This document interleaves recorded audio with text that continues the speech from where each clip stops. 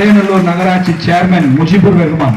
இந்த முஜிபுர் ரஹ்மான் என்ன பண்ணியிருக்கிறாரு, அதுக்கு படம் மாட்டின கொஞ்ச நாள்ல ஒரு தீர்மானத்தை கொண்டு வந்திருக்காரு. அந்த தீர்மானத்தினுடைய எண் 616 போட்டிருக்கு.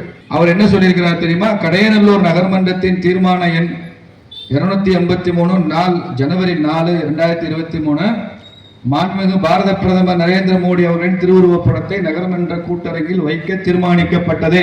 அடுத்தபடி பாருங்க, கடையநல்லூர் நகரின் நலன் கருதி, கடையநல்லூர் நகரின் நலன் கருதி மேற்கண்ட பாரத பிரதமர் மாண்புமிகு நரேந்திர மோடி அவர்களின் திருவுருவப் படத்தை வைக்கும் தீர்மானத்தை ரத்து செய்ய கோரப்படுகிறது.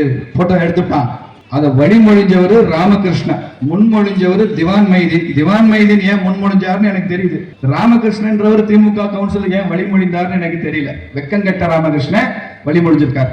அதுல போட்டிருக்கான் மோடி படத்தை எடுத்துட்டான்றதே பெரிய அக்கிரமம். அதுல போட்டிருக்கான் கடையநல்லூர் நகரின் நலன் கருதி அப்படின்னு போட்டிருக்கான். ஒட்டுமொத்த தேசமும் 140 கோடி மக்களும் நாட்டின் நலன் கருதி தாண்டா 3வது முறையா நரேந்திர மோடியை பிரதமராக தேர்ந்தெடுத்திருக்கான்.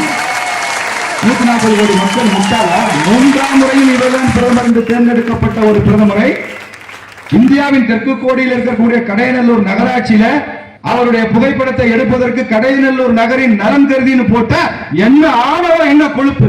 இதை சும்மா விடமாட்டோம் என்பதை இந்த தென்காசி கூட்டத்திலிருந்து எச்சரிக்கிறேன்.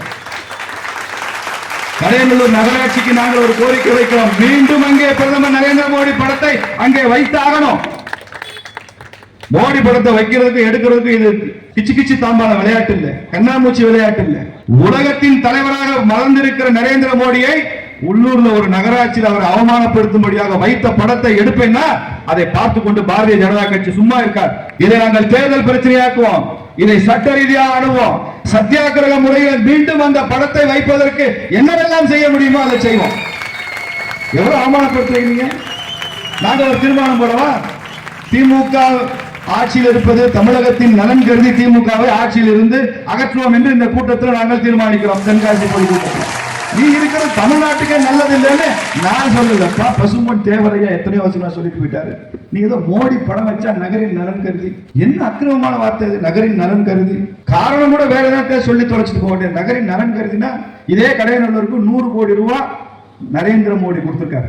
அந்த கடையநல்லூர் நகராட்சிக்குள்ள எத்தனை குழாய் தண்ணி, ஜல்ஜீவன் திட்டத்தில் எவ்வளவு பணம், இலவச வீட்டுக்கு எவ்வளவு பணம், கடையநல்லூர்ல ஊர் கடையநல்லூர்ல குப்பை எவ்வளவு பணம், ஊராட்சிக்குள்ள இருக்கக்கூடிய விவசாயிகளுக்கு எவ்வளவு பணம், ஊர் ரேஷன் கடைக்கு கரீப் கல்யாண் அன்னை யோஜனால அத்தனை ரேஷன் கிடைக்கும் நரேந்திர மோடி படி இழக்கிறாரு, அது எவ்வளவு பணம்? இதெல்லாம் சேர்த்தா 100 கோடி ரூபாய் வரும்.